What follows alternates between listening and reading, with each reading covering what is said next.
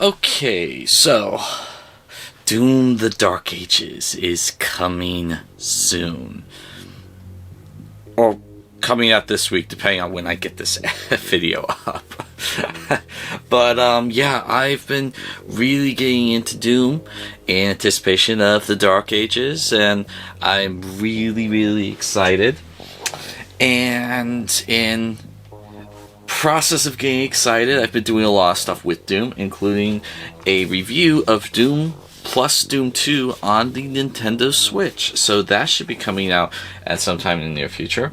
And while I was getting into Doom, playing the original Doom, just kind of getting myself amped up for the new Dark Ages, I was starting to think about the movies. More specifically, Doom and Doom Awakening. I will not be talking about Doom Awakening today because Doom Awakening does not apply to what I am doing here. And while thinking of Doom, I was kind of going over, a lot of people give Doom a lot of shit. And it's one of those movies I actually kind of like, despite some serious flaws. So I was thinking about it, it's there's actually a lot of movies out there that I do like, understanding that they're not perfect, and not a lot of people online really talk well about. And so it's okay, you know what? I'm gonna kind of start doing this every now and then, talking about underrated movies that people love shitting on. It's just that movie actually wasn't as bad as you thought it was. I actually had some fun with it, and so I figured, I'm getting excited for Doom the Dark Ages. Might as well start off with, 2005's Doom.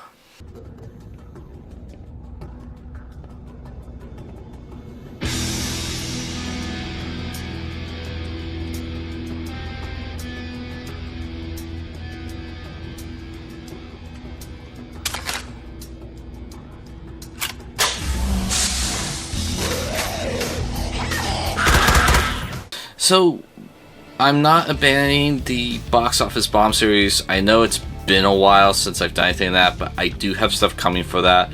And this isn't part of the I don't think you've seen this film. I'm not going to be incorporating any movies from those films in kind of this list of, underrated movies, just because that'd be redundant.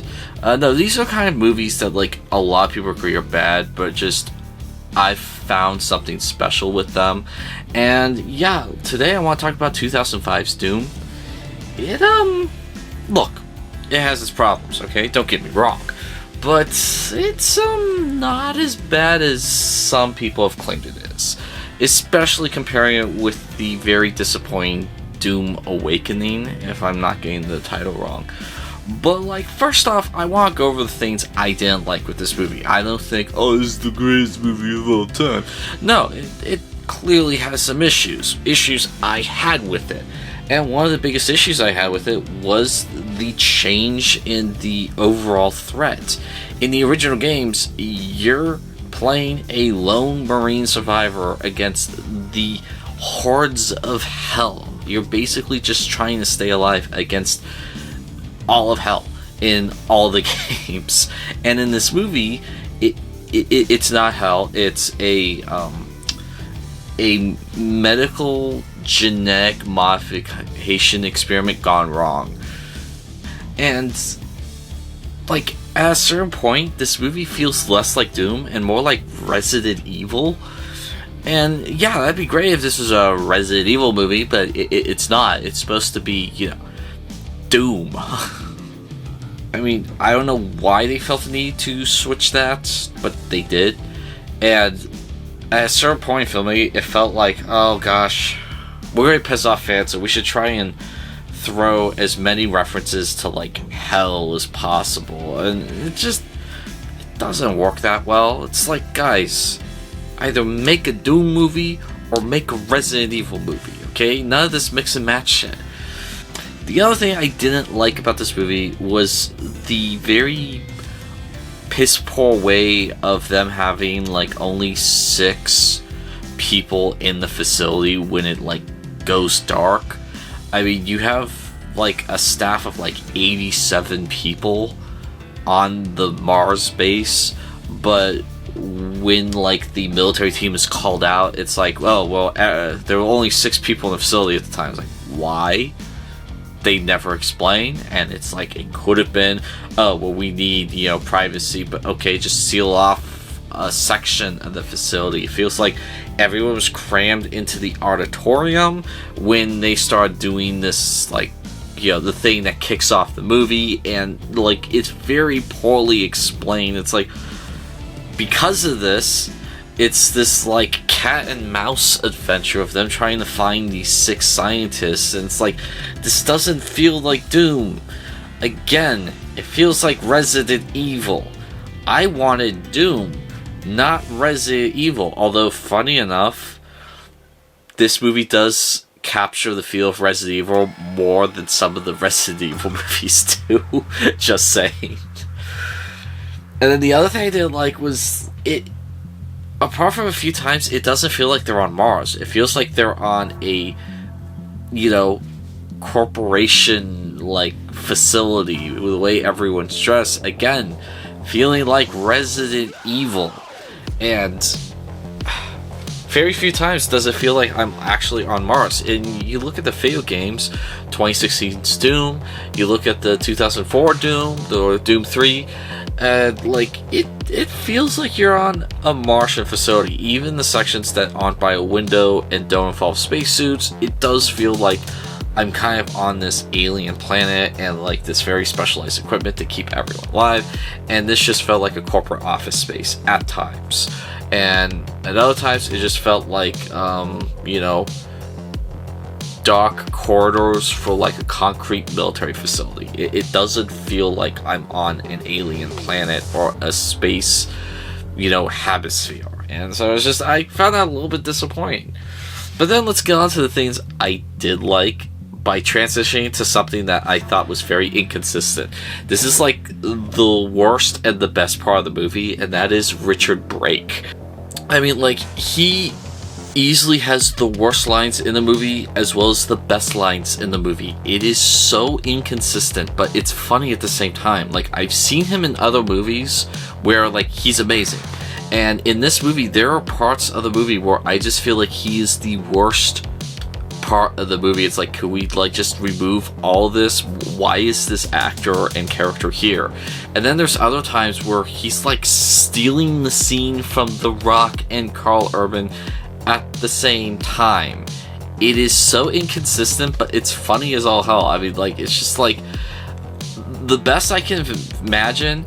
He came in on days and thought he was in the shittiest movie ever and he just needed the paycheck. And then there were other days it's like, no. I'm going to give it my all. Screw if this is a terrible movie. I'm going to give it my best performance. And then the next day it's like, yeah, I don't really care. Like, that's how it felt with his character in this movie. Another thing worth pointing out is the fact that The Rock and Carl Urban are in a video game movie. And it's kind of cool the more you think about it. I mean, Carl Urban, he's going to be in Mortal Kombat 2 coming up. And he's kind of one of those character actors that, like, is just really ingrained in pop culture now with Dredd, The Boys, Mortal Kombat, Lord of the Rings. I mean, he's chosen his roles well. And a lot of people forget that, yeah, he was Doom Guy. Which, funny enough, they like were kind of playing around with, like, trying to make people think that The Rock was Doom Guy. And then slowly as the movie's going on, it's like, oh no, actually, Carl Urban's the Doom Guy.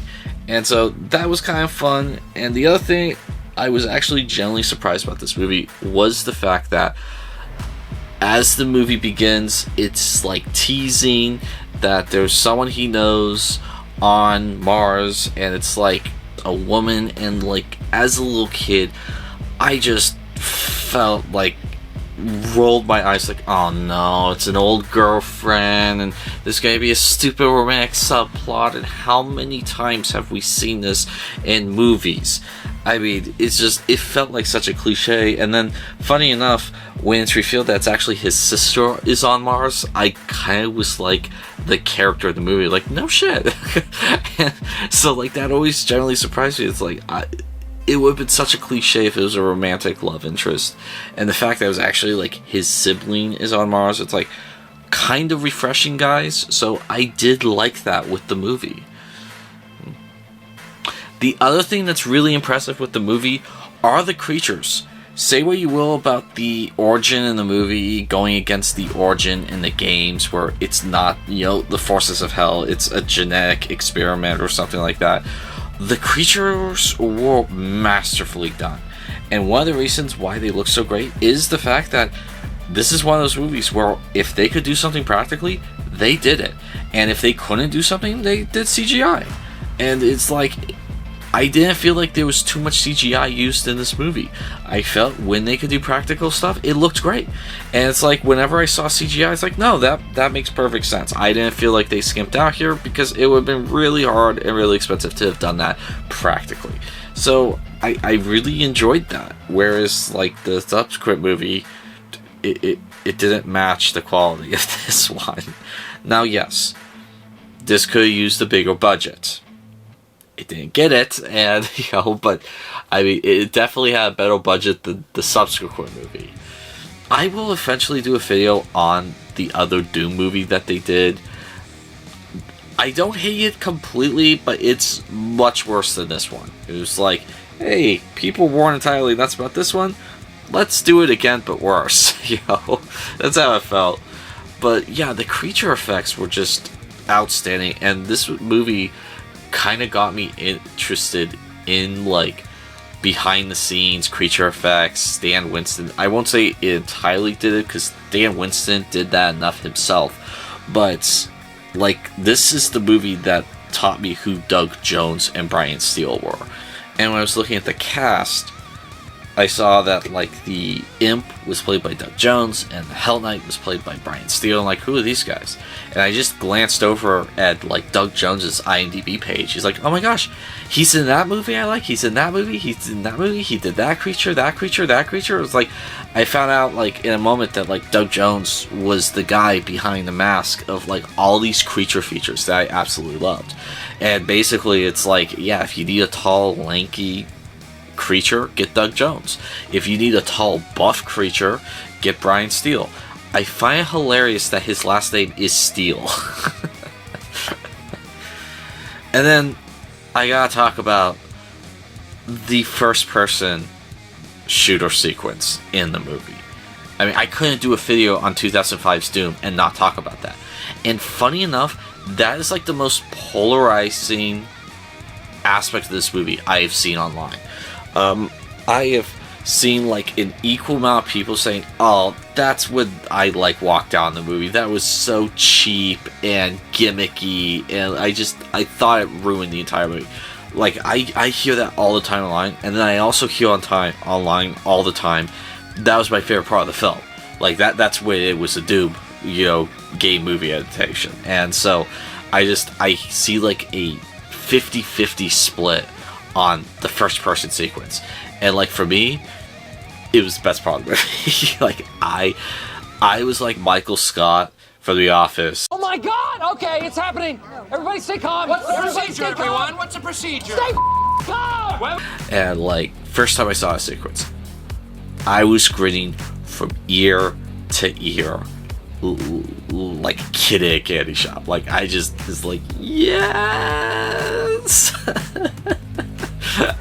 I mean, and that sequence never gets old for me. Never. I've not once not enjoyed that sequence. I mean, hell, I think it'd be kind of cool if the guy who did Hardcore Henry did an entire Doom movie in first person. It's just like, yeah, you just got off of Nobody. I'd like you to do a live action Doom movie, and I want it all in first person. Just like that would be crazy. If you haven't seen Hardcore Henry, you gotta check it out. I'll make sure you take some Dramamine before watching that. So, yeah, overall, I thought this was actually a fun video game tie-in movie.